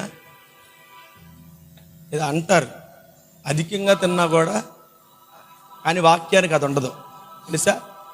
భక్తుడైనటువంటి ఏజ్కేలుతాడు, ఏజ్కేలు నీ ముందున్న గ్రంథాన్ని భుజించను, గ్రంథాన్ని భుజించన్నాడు కానీ అధ్యాయాలు భుజించమన్నాడా? గ్రంథాన్ని భుజించి అన్నాడు కదా. మనం ఇప్పుడు ఏం భుజిస్తున్నాం? రాకడ గురించిన వాక్యాన్ని భుజిస్తున్నాం. మరి సగమే కదా, ఇంకా మిగిలింది దేవునికి స్తోత్రం. రెండవది రక్షణ, మొదటిదేమో రక్షణ ప్రణాళిక, రెండవది దేవుని దీర్ఘశాంతము మరియు కృప. చూడండి ప్రియమైనటువంటి దేవుడు, ఆయన ఆలస్యం వెనుకాల ఉన్న అసలు ఉద్దేశం మనుషుల మారు మనసు పొందడమే. 2వ అధ్యాయము రోమీయులకు రాసిన పత్రిక 4వ వచనం చూడండి. రోమీయులకు రాసిన పత్రిక, లేదా దేవుని అనుగ్రహము మారు మనస్సు పొందుటకు నిన్ను ప్రేరేపించుచున్నదని ఎరుగక ఆయన అనుగ్రహ ఐశ్వర్యమును, సహనమును, దీర్ఘశాంతమును తృణీకరించుదవా. చూడండి, ఆయన ఉద్దేశం ఏంటంటే మారు మనసు పొందాలి. మారు మనసు పొందాలి. ఇప్పుడు ఏం చేస్తున్నాడు తెలుసా? దీర్ఘశాంతము చూపుతున్నాడంట. దీర్ఘశాంతము చూపుతూ ఏమన్నాడు? మరి కృపను అనుగ్రహిస్తున్నాడు. దీర్ఘశాంతమును చూపుతూ ఆయన ఏం చేస్తున్నాడంటే కృపను అనుగ్రహిస్తున్నాడు. ఏమంటే ఆయన రాకడ యొక్క ఆలస్యం ఎవ్వరు నశించపోకూడదని దేవుడు నీతిమంతుడు కాబట్టి తీర్పు తీర్చాలమ్మా. అందరు నా మాట వినండి. ఆయన దీర్ఘశాంతుడు, కృప చూపేవాడు. దేవుడు నీతిమంతుడు కాబట్టి తీర్పు తీర్చాలి. ఆయన ప్రేమమయుడు కాబట్టి ఏం చేయాలి? అందరూ రక్షించబడాలి. ఆయన నీతిమంతుడు, లోకానికి తీర్పు తీర్చాలి. ఆయన ఒక కోణం, లోకానికి తీర్పు తీర్చాలి. నీతిమంతుడు కాబట్టి లోకానికి శిక్ష వేయాలి. లోకంలో జరిగిస్తున్న కార్యక్రమాలు, లోకంలో నడిపిస్తున్నటువంటి విధానం, లోకానికి దేవుడు తీర్పు తీర్చాలి. కానీ ఆయన కృపామయుడు కాబట్టి, ప్రేమమయుడు కాబట్టి, ఆయన ప్రేమను బట్టి ఇప్పుడు ఏం చేయాలి తెలుసా? లోకానికి తీర్పు తీర్చే విషయంలో తన ప్రజలను రక్షించుకోవాలి కదా. ఇప్పుడు రెండిటి మధ్య ఆయన ఉన్నాడు. ఒకటి లోకానికి తీర్పు, రెండవది ప్రేమను బట్టి తన ప్రజలను రక్షించుకోవాలి. తీర్పు రక్షణే, ఏది ఆగదు. అర్థమైందా? తీర్పు రక్షణే. ఈయన ఏమండి, ఆలస్యము పాపులకు ఒక సువర్ణ అవకాశం. ఇప్పుడు ఏంటో తెలుసా? ఈ ఆలస్యం దేనికి? రక్షణ పొందకుండా ఇంకా లోకపు ఇచ్చల్లో, లోకపు అలపాట్లలో ఏమంటే తాగుడు, వ్యసనాలు, కుటుంబం పట్టించుకోకుండా ఇష్టానుసారంగా బ్రతుకుతున్న వాళ్ళకి ఒక వజ్ర అవకాశం లాంటిది, సువర్ణ అవకాశం. మార్పు చెందడానికి ఇదే తరుణం. ఇది ఏమి అనుకూల సమయము, ఇది ఏ గణర క్షణ దినము, ఇది ఏమి అనుకూల సమయము, ఇది ఏ గణర క్షణ దినము, ఇప్పుడే యేసుని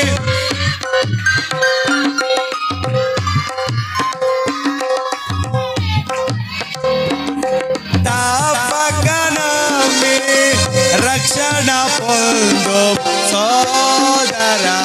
ఇదిగో ఇదిగో ఇదిగో ఇదిగో ఇదే ఇదే ఇదే ఇదిగో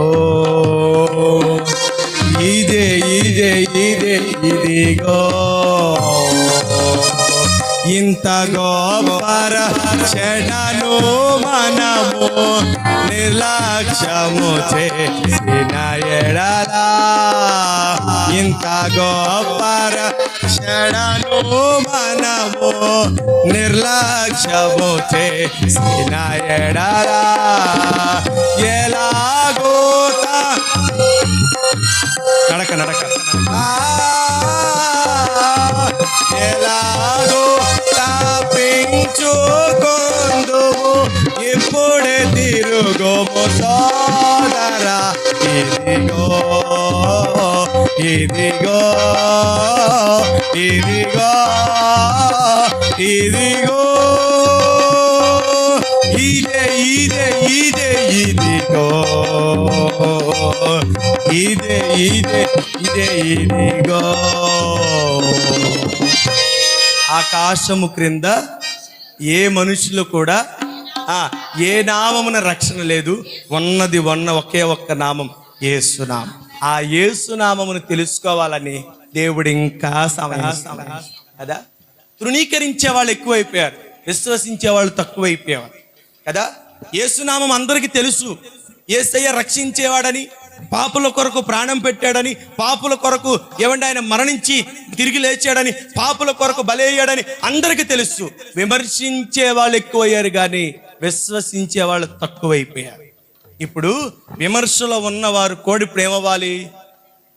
ఎక్కడికి వెళ్ళాలి? ఇప్పుడు విశ్వాసంలోనికి రావాలి. ఎవరు ఆయన యందు విశ్వాసం ఉంచి నోటితో ఒప్పుకుంటారో, ఏంటి నోటితో ఒప్పుకుంటారో వారు ఏమవుతారు తెలుసా? రక్షణ పొందుతారు. హృదయం విశ్వసించి నోటితో ఒప్పుకోవాలి. అలా ఒప్పుకునే వరకు దేవుడు ఏం చేస్తాడు తెలుసా? దీర్ఘశాంతాన్ని కనపరుస్తాడు. ఈ రక్షణ ఆలస్యం వెనకాల ఉన్న మరొక ఉద్దేశం, యేసు నామము కంటే మించిన నామం ఈ లోకంలో లేదు. రక్షణ ఎవరి వల్ల దొరకదు. రక్షించడానికి సమర్థత కలిగిన నామం ఏదైనా ఉందంటే యేసు నామం. యేసు నామమును నమ్ముకున్నది కొంతమంది అయితే విమర్శించేది ఎక్కువ. విమర్శలో ఉన్నవారు కూడా విశ్వాసంలోకి వచ్చి యేసు అను నోటితో ఒప్పుకుంటే ఏమవుతారు తెలుసా? వారు రక్షింపబడతారు. రక్షణ పొందిన వారి సంఖ్య పూర్తవడంతోనే దేవునికి స్తోత్రం. రక్షింపబడ్డారా? విశ్వసించారా? కొంతమంది అంటారు అందరి దేవుళ్ళల్లో యేసు ఒక దేవుడేనండి, అందరిని మేము పూజించినట్లుగానే పూజిస్తూ అక్కడక్కడ కొట్టుల్లో ఒక పక్కన ఒక బొమ్మ, ఒక పక్కన ఒక బొమ్మ, ఒక పక్కన యేసు బొమ్మ, అన్ని బొమ్మలకి దండలేసి దండం పెట్ట, అన్ని బొమ్మలకి బొట్లు పెట్టి దండం పెట్ట. నేను విమర్శ కాదు, కాకపోతే అవగాహన కోసం చెప్తున్నా. ఆలోచించండి. అందరిలో కలిపి ఉండడానికి కాదు ఆయన వచ్చింది, లేకపోతే అందరితో సమానమైనటువంటి దేవుడు కూడా కానే. ఒకే ఒక్క దేవుడు, ఒకే ఒక్క రక్షకుడు ఆయన. దేవునికి స్తోత్రం చెప్దామా? బిగ్గరగా చెప్దామా? విశ్వసించిన వాళ్ళు చెప్దామా? ముగియమన్న వాళ్ళందరూ చెప్దామా? అది దేవునికి స్తోత్రం. ఈ ఆలస్యం వెనకాల ఒక ప్రణాళిక ఉంది. ఆ ఆలస్యం వెనకాల నా ఆలస్యం వెనకాల ఉన్నదేంటో తెలుసా? వాక్యం పూర్తవా. అర్థమైందా? దేవునికి స్తోత్రం చెబుదాం, గట్టిగా చెబుదాం, సంతోషంగా చెబుదాం. ఇంటికాడ ఏమన్నా మర్చిపోయి వచ్చిన వాళ్ళు అందరూ చెప్దాం. ఏం మర్చిపోరాలేదుగా, ఏం మర్చిపోరాలేదుగా. అప్పుడప్పుడు మేము తలిపేయడం కూడా మర్చిపోతాం. మీరేం మర్చిపోలేదుగా, ఏం మర్చిపోలేదుగా. అంత జాగ్రత్త తీసుకున్న వాళ్ళు ప్రార్థనకి ఎందుకు లేట్ వచ్చారు కదా? అంత జాగ్రత్త తీసుకునేవాళ్ళు, అంత గానం ఉన్నవాళ్ళు ప్రార్థనకి ఎందుకు లేట్ వచ్చారు? తాళం ఎత్తం లేట్ అయిందా? లేకపోతే కూర మీద మూత ఎత్తం లేట్ అయిందా? మంచి శ్వాసంతో ఉండేసరికి లేట్ అయింది కదా. అస్సలే గ్యాస్ బండ్ల కరువు, అస్సలు మెయిన్ పాయింట్ అది కదా కదండి. మెయిన్ అస్సలు సమస్య ఏంటి? గ్యాస్ బండ్ల కరువు. వంట ఆగిపోయిందంటే ఆ రోజు అస్సలు పొర్రపాటును కూడా కట్టెల పొయ్యి పెట్టైనా సరే నాలికి రుచి అయినది వండి పెట్టాల్సిందే. దాన్ని సంతోషపరచకపోతే ఈ లోకంలో దేన్ని సంతోషపరిచినది అర్థం కదా. అన్ని రుచుల కన్నా ఏదో రుచి మిన్న ఏదో అంటారు కదా, లోకశాంతి గుర్తు రావుతారు సరిగ్గా. జీవ అంటే రుచి చాలా ఏదో అంటారు సేవా. అలాగా మనుషుడికి నాలుగు రుచి తగలకపోతే ఇక పొర్రపాటును కూడా ఉండదు. ఇక ఉండదు. షుగర్ వచ్చైనా పంచదార మానేమంటే మానేరు, కానీ కాళ్ళు నొప్పులు వస్తే ప్రార్థన మానేస్తారు కదా. షుగర్ వచ్చింది పందరు తాగకూడదంటే షుగర్ లెస్ ఉంది. ఏంటిది? పందర్లో కూడా షుగర్ లెస్ ఉంది. పందరే కానీ షుగర్ లెస్. ఒకవేళ పొరపాటుగా షుగర్ తినేసినా ఏమైంది? దానికి మాత్రలు ఉన్నాయి, ఏం పర్వాలేదు. దేని రుచి అది, దేని సంతోషం దాని. కానీ ప్రార్థనకు వచ్చేసరికి అట్ట కుదరదు కదా. మాది మాది, మీది మీది. దేవునికి స్తోత్రం. పొద్దున్నే ఒక ఆయన వచ్చి కూర్చున్నాడు. నేను అడిగా ఎంతసేపు ఉంటావని అడిగా. నాకు కొద్దిసేపు ఉంటాను. ఎంతసేపు అన్న? కొద్దిసేపు అన్న. సరే గమనించా ఎంతసేపు ఉంటాడా. కూర్చున్నాడు, 2 నిమిషాలు కూర్చున్నాడు, చూశాడు. వెళ్ళిపోయాడు. అంటే ఆయన ఉద్దేశంలో ఏంటి? ప్రార్థనకు వచ్చాను, అటెండెన్స్ చేయించుకున్నాను, వెళ్ళిపోయాను, అంతే కదా. మళ్ళీ అలాంటి వాళ్ళు ఎవరైనా అటెండెన్స్ భక్తులు ఎవరైనా ఉన్నారా? అటెండెన్స్ భక్తి చేసే వాళ్ళు ఎవరైనా ఉన్నారా? దేవునికి స్తోత్రం చెబుదాం. అటెండెన్స్ భక్తి కాదుగా మనది. పేరు చెప్పంగానే హాజరు చేయించుకొని వెళ్ళిపోయే వాళ్ళు ఎవరైనా ఉన్నారా? అలా ఉంటే ప్రియమైనటువంటి దేవుని ప్రజలారా, రాకళ్ళు అసలు మీరు ఉండరు, వెళ్ళరు. మీరు అసలు అటెండెన్స్ చేయించుకొని వచ్చి వెళ్ళిపోయే వాళ్ళు అసలు ఉండరు. ఎందుకని? మన అటెండెన్స్ భక్తి కాదు, పట్టిగా చివరి వరకు మన భక్తి కొనసాగాల్సిందే. దేవునికి స్తోత్రం చెప్దాం, దగ్గరగా చెప్దామా? దేవునికి స్తోత్రం. అందరూ విశ్వసించాలి, అందరూ నమ్మాలి అంటున్నాడు క్రీస్తు. చదవండి, వాక్య భాగం చదవండి, 2వ అధ్యాయము 4వ వాక్య భాగము. దేవుని అనుగ్రహము మారు మనసు పొందుటకు నిన్ను ప్రేరేపించినప్పుడు, ప్రేరేపించుచున్నది ఎరుగక సహనమును దీర్ఘశాంతమును తృణీకరించుదువా? నీ కాఠిన్యమును మార్పు పొందని నీ హృదయమును అనుసరించి నా ఉగ్రత దినమందు, అనగా దేవుని న్యాయమైన తీర్పు బయలుపరచబడి దినమందు నీకు నీవే ఉగ్రతను తెచ్చుకుంటావా? చూడు, నీకు నీవే ఉగ్రతను తెచ్చుకుంటావు. దేవుని దీర్ఘశాంతం ఇంకా ఉంది. ఆయన దీర్ఘశాంతము కృప ఇంకా భూమి మీద ఉంది. ఆయన దీర్ఘశాంతము ఉన్నంత వరకు నీవు దేవుని నమ్ముకోవడానికి అవకాశాలు ఉన్నాయి, ప్రభువుని చేరుకోవడానికి అవకాశాలు ఉన్నాయి, ప్రభు యందు విశ్వసించడానికి అవకాశాలు ఉన్నాయి.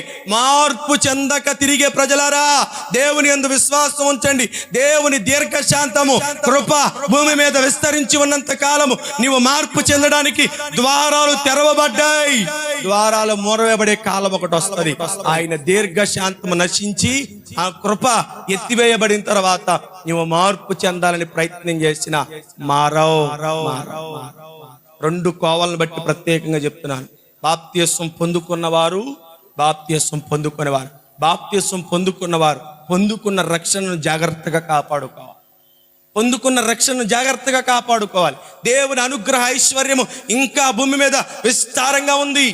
ఇదిగో, ఒకవేళ తెలిసి తెలియక బలహీనుడివై పాపంలో పడిపోయావా, లోకంలో పడిపోయావా, ఇష్టానుసారమైన జీవితానికి అలవాటు పడిపోయావా, అయితే కృప దీర్ఘశాంతుడైన దేవుని యొక్క దీర్ఘశాంతం భూమి మీద నిలిచి ఉంది. కాబట్టి మారు మనసు పొందడానికి సువర్ణ అవకాశం, బ్రతుకుని మార్చుకోవడానికి, నడవడికను సరి చేసుకోవడానికి, ఏమైనా తప్పులు ఒప్పులుంటే సరిదిద్దుకోవడానికి ఇదే మంచి అవకాశం. మార్పు చెందకుంటున్నటువంటి వారికి కూడా ఇదే అవకాశం. బాప్తిసం తీసుకోకుండా ఇంకెంతకాలం ఉంటావు?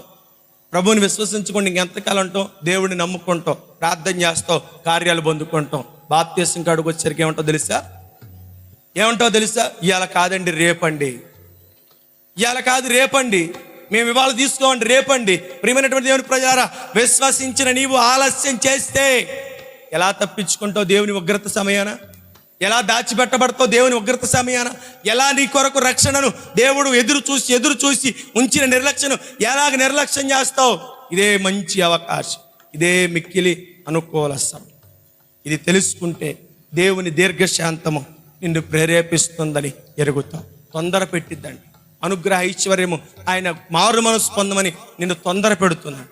మార్పు చెంది ఇంకెంతకాలం లోకంలో ఉంటావు? ఇంకెంతకాలం పాపంలో ఉంటావు? ఇంకెంతకాలం లోకంలో జీవిస్తావు? నువ్వు కూడా పరిశుద్ధుడు అవ్వా, నువ్వు కూడా నీతిమంతుడు అవ్వా, నువ్వు కూడా దేవుని రాజ్యానికి వెళ్ళవా అని హృదయము తొందర పెడుతున్నా కొంతమంది ఏం చేస్తారు తెలుసా? హృదయపు మాటను లెక్క చేయట్లేదు. అందుకే పౌలు భక్తుడు, వారు వాత వేయబడిన మనస్సాక్షి గలవారై మనస్సాక్షిని విశ్వసించట్లేదు, మార్పు చెందట్లేదు, కఠిన హృదయులుగా బ్రతుకుతున్నారు.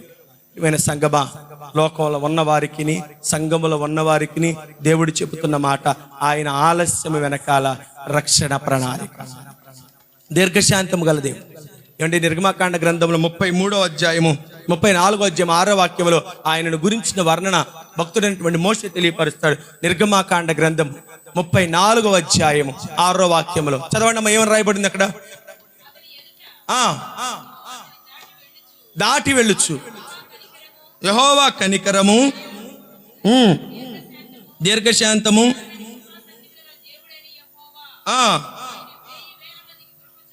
1000 మందికి కృప చూపుచు అపరాధమును ఏ మాత్రమును కూడా చూడండి, ఆయన ఎలాంటి వాడు గుణలక్షణాలు రాస్తున్నాడు. దీర్ఘశాంతమును, కృప కలిగిన దేవుడు, ఆయన దయ కలిగిన దేవుడు. ఇప్పుడు నీ కొరకు ఎదురు చూస్తున్నాడు. మూడవది ఏంటో తెలుసా?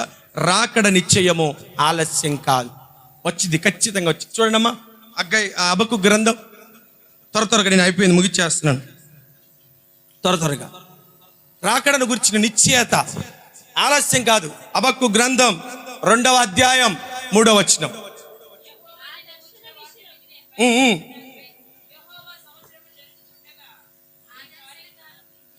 2వ అధ్యాయం 3వ వచనం చదవం. ఆ దర్శన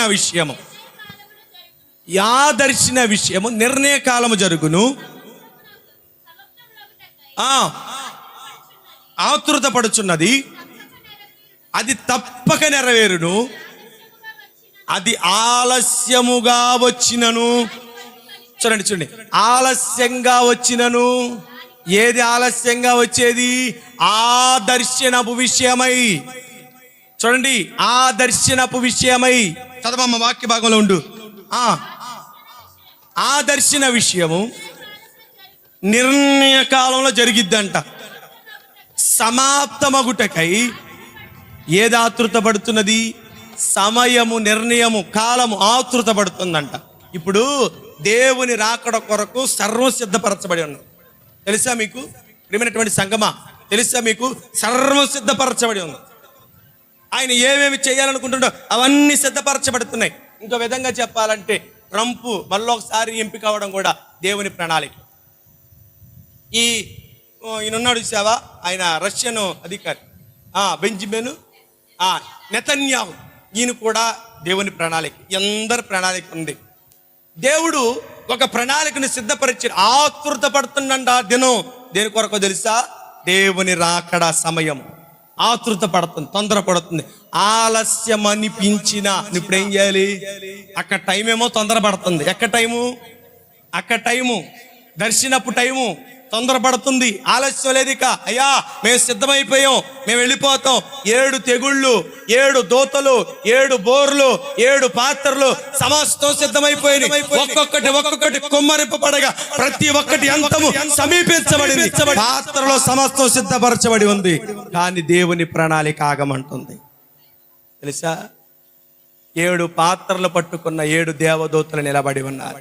ఒక్కొక్క పాత్ర కుమ్మరిస్తే ఒక్కొక్క తెగులు భూమి మీదకి వస్తుంది. పాత్ర సిద్ధంగా ఉన్నారు, పట్టుకున్న వాళ్ళు సిద్ధంగా ఉన్నారు. కానీ చెప్పే ఆయన మాత్రం ఆలస్యం చేస్తున్నారు. దేని కొరకు తెలుసా? రక్షింపబడవలెనని అందరూ మారు మనసు కొరకు ఆయన ఎదురు చూస్తున్నారు. దర్శనము లేట్ అవ్వదు, ఆలస్యం అవ్వదు. ఆయన నిర్ణయ కాలం పెట్టుకున్నాడు. ఆ నిర్ణయ కాలం తొందరపడుతుంది. సమస్తం సిద్ధమైపోయినాయి.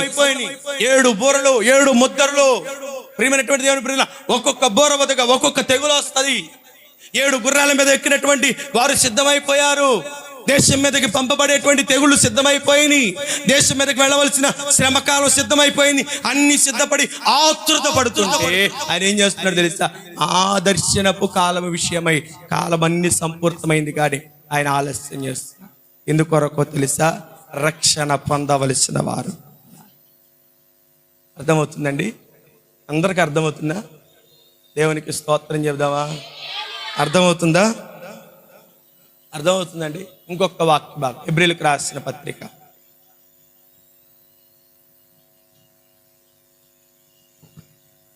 హెబ్రీయులకు రాసిన పత్రిక 10వ అధ్యాయం 37. హెబ్రీయులకు రాసిన పత్రిక 10వ అధ్యాయము 37 చదవండి. ఇక కాలము ఎంత ఉందంటే ఇప్పుడు ఎంత ఉంది? ఇప్పుడు చూపించండి. కొంచెం అంటే ఎంతో నాకు తెలియదు, చూపించండి. చూపిస్తున్నారా? కొంచెం అంటే ఎంత? ఎంత కొంచెం అంటే ఎంత చెప్పండి? ఒక 20 కేజీల, ఒక 150 కేజీల? కొంచెం అంటే ఎంత? ఒక 2 టన్నుల, 3 టన్నుల? సరే, దూరంగా ఉందా లెక్కేసుకుందాం. ఎంత దూరం? ఒక 300 కిలోమీటర్ల, ఓ 400 కిలోమీటర్ల ఎంత దూరం? ఆయన అంటున్నాడు, అంజూరపు చెట్టు పూసినది, ద్రాక్ష చెట్టు ఫలించిందంటే ఒకటి గమనించాలి, రాకడ గుమ్మము దగ్గరే ఉన్నది, వాకిటి దగ్గరే ఉందండి. ఎక్కడుంది ఇప్పుడు? వాకిటి దగ్గరే ఉంది. అంటే నువ్వు డోర్ తీయడం ఆలస్యం, ఇక నువ్వు వెళ్ళిపోవడమే ఒక పని. అర్థమైందా?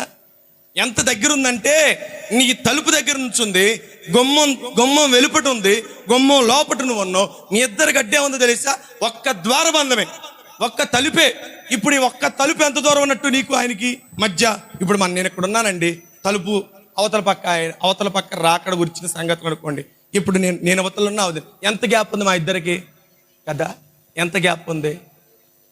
తలుపు తీయడం ఆలస్యము, వచ్చేస్తుంది కదా. ఇప్పుడు ఆయన అంటున్నాడు, ఇక కాలము బహు కొంచెమే ఉంది, వచ్చుచున్నవాడు ఆలస్యం చేయడు. ఇక ఆలస్యం చేయడు. చేస్తాడు ఆలస్యం? చేస్తారా? చేయమంటారా? ఒకవేళ మీకోసమేమన్నా చేయమంటారండి? మరి వద్దనకపోతే, మరి వద్దంటే మరి రక్షణ పొందవలసిన వారు అందరూ మారు మనసు పొందారా? అందరు బాప్తీసులు తీసుకున్నారా? అందరూ అందరూ మార్పు చెందారా? ప్రియమైనటువంటి దేవుని ప్రజలారా, ఇక్కడ మనం చేసుకోవాల్సిన బాధ్యత ఒకటి ఉంది. ఏం చేయాలో తెలుసా?